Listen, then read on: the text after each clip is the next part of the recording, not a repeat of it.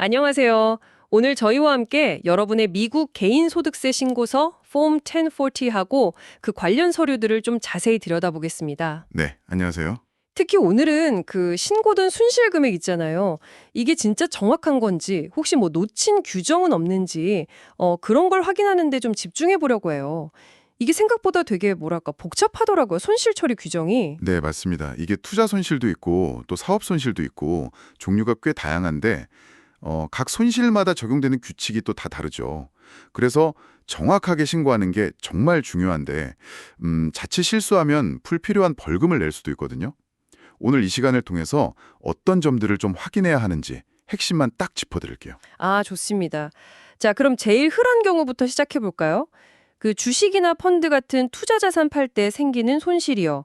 보통 폼 1099-B 같은 서류에 거래 내역이 쫙 오잖아요. 네, 그렇죠. 증권사에서 보내주죠. 펍업 544나 550에도 관련 내용이 있고요. 근데 여기서 핵심은 바로 정확한 취득가액, 그러니까 베이시스를 알아야 한다는 거예요. 취득가액이요. 아, 내가 얼마에 샀는지. 네, 그걸 정확히 알아야 손실 금액을 제대로 계산할 수 있거든요. 간단해 보여도 중요해요. 그리고 또 하나, 이 자본 손실은 다른 소득이랑 상쇄하는데 연간 3,000달러까지만 쓸 수 있어요. 한도가 있는 거죠. 아, 3,000불? 그럼 손실 본 만큼 다 세금에서 깔 수 있는 게 아니군요. 네, 아니에요. 남은 손실은 그냥 다음 해로 넘겨야 하고요. 이걸 캐리어보라고 하죠. 그럼 또 주의할 점이 있을까요?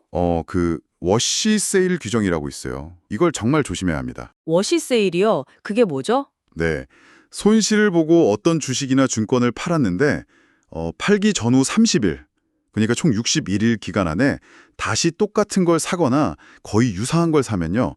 그러면 IRS에서는 이걸 세금 혜택만 누린 걸로 봐서 그 손실을 당장은 인정을 안 해줘요. 아, 잠깐 팔았다가 금방 다시 사는 거, 이것도 안 되는 거네요. 와. 네. 그리고 또 하나, 가족 같은 특수관계자랑 거래해서 발생한 손실이 있잖아요. 네네. 그것도 일반적으로는 인정이 안 될 수 있습니다. 그러니까 폼 199-B랑 실제 신고 내역, 폼 8949 같은 거 꼼꼼히 비교하시고 취득가의 개선 맞는지, 워시세일이나 특수관계자 거래는 없었는지 이런 걸 다 체크해야 해요. 알겠습니다. 와, 투자 손실 하나에도 이렇게 볼 게 많네요. 자, 그럼 이제 다른 종류 손실로 가볼까요? 개인 사업 하시는 분들, 스케줄 C나 아니면 뭐 파트너십, S코퍼레이션에서 K1 받는 경우요. 아, 네. 사업 관련 손실, 이것도 중요하죠. 일단 IRS는 이게 정말 이익을 내기 위한 활동이었는지 이걸 좀 따져볼 수 있어요. 만약 그냥 취미 활동으로 보이면 거기서 난 손실은 공제가 어렵거든요. 이걸 합의 로스 룰이라고 하죠. 아, 취미로 인한 손실은 안 된다. 네. 그리고 더 중요한 건 아까 투자 손실에서 취득가액 얘기했듯이 여기선 기초가액, 베이시스라는 게 있어요.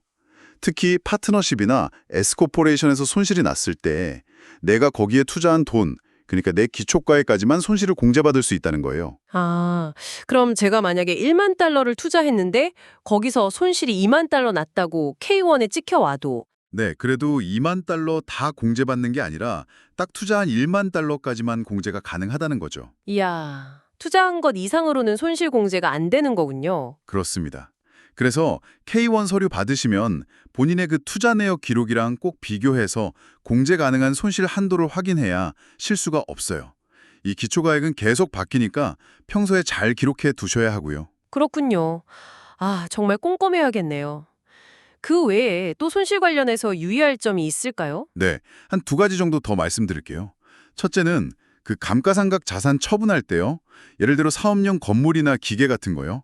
이걸 팔 때 과거에 비용 처리했던 감가상각비 일부가 이익으로 다시 잡힐 수 있어요. 이걸 감가상각 환입, depreciation recapture라고 하는데요. 네. 이익으로 잡힌다고요? 손실이 아니라? 네, 오히려 과세소득이 될 수 있는 거죠. 손실 처리하려다 세금 더 내는 경우도 생길 수 있어요. 허허. 이건 또 예상 밖이네요. 그렇죠. 그리고 둘째는 부동산 임대 같은 수동적 활동, 패시브 액티비티에서 발생한 손실이에요. 이런 손실은 일반적으로 월급 같은 다른 일반 소득과 마음대로 상쇄하는데 제한이 있을 수 있습니다.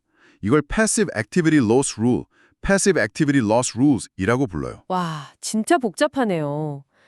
계속 뭔가 제한이 붙는 느낌인데요. 결국은 정확성이 정말 중요하겠군요. 네, 그렇습니다. 만약에 신고가 부정확하면 이게 상당한 과소신고 가산세나 과실 관련 가산세로 이어질 수 있거든요. 이게 적은 금액이 아니에요. 네. 그래서 모든 거래 기록, 영수증 같은 근거 자료 잘 보관하시고 또 관련 규정을 제대로 적용했는지 다시 한번 확인하는 게 필수적이라고 할 수 있습니다. 네, 오늘 여러분의 폼 1040, 그 안에 손실 항목을 정확하게 검토하는 방법에 대해서 정말 샅샅이 파헤쳐 봤습니다. 그냥 마이너스 금액이 있다고 해서 끝나는 게 아니라 취득가의 계산부터 시작해서 워시세일, 기초가액 한도, 감가상각 환입, 수동적 활동 제한까지. 와, 이런 여러 규정들을 다 통과해야 진짜 세법상 인정되는 손실이 된다는 점 여러분 꼭 기억하셔야겠습니다. 맞습니다. 결국 정확한 기록 관리, 그리고 규정 확인, 이 두 가지가 정확한 손실 신고의 핵심이라고 보시면 돼요. 자, 오늘 이야기는 여기까지인데요. 마지막으로 여러분께 좀 생각해 볼 만한 질문 하나 드리고 싶어요. 이렇게 손실 관련 규정이 복잡하다면 혹시 연중에 투자나 사업 활동을 할 때부터 미리 세금 신고를 염두에 두고 이건 나중에 문제될 수 있겠다 또는 이 서류는 꼭 챙겨야지 하는 식으로 미리 관리하거나 준비할 수 있는 방법에는 어떤 것들이 있을까요?